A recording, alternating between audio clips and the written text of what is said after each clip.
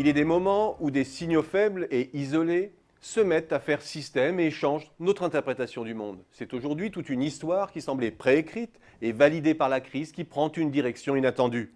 Celle du débordement des pays développés par les émergents, celle du peak oil, butoir à notre croissance carbonée, celle d'un monde multipolaire signant le déclin inexorable du leadership américain et celle d'une finance hyper liquide sans inflation autre que celle des actifs.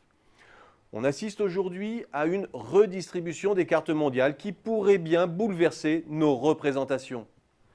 C'est d'abord la réaffirmation du leadership américain sur l'économie mondiale. La crise sanctionnait en première analyse une dérégulation débridée, la surconsommation à crédit. Elle marquait l'épuisement d'un modèle dont les États-Unis étaient emblématiques. Elle aurait pu porter donc un coup fatal à la domination du dollar. Or, que voit-on? Elle débouche en fait, au contraire, sur un renforcement de l'ascendant américain. Que voit-on aujourd'hui? Une Amérique qui se repositionne sur ses fondamentaux, qui met fin au mythe partenarial de la Chine-Amérique.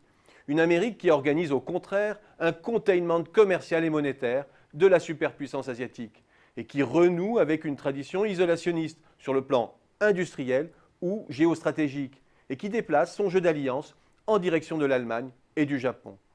Une réelle politique qui correspond aussi à un recentrage sur l'économie réelle et le territoire.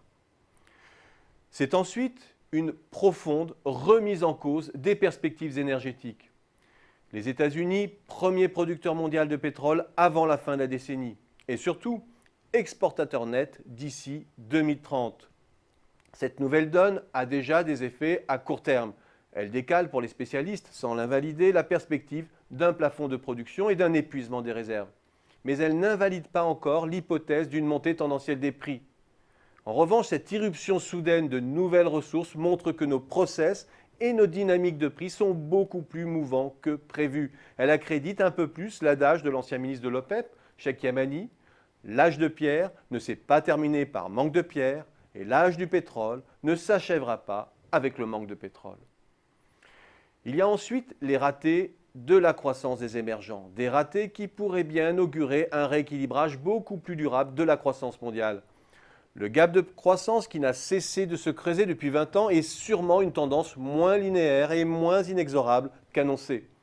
Un mouvement qui va de pair avec la volonté d'un nombre croissant de multinationales de raccourcir leur chaîne de valeur.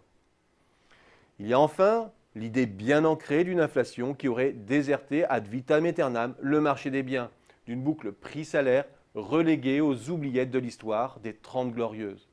Et pourtant, l'inflation est déjà là chez les émergents. Et les salaires se réaniment en Allemagne, ils frémissent aux États-Unis.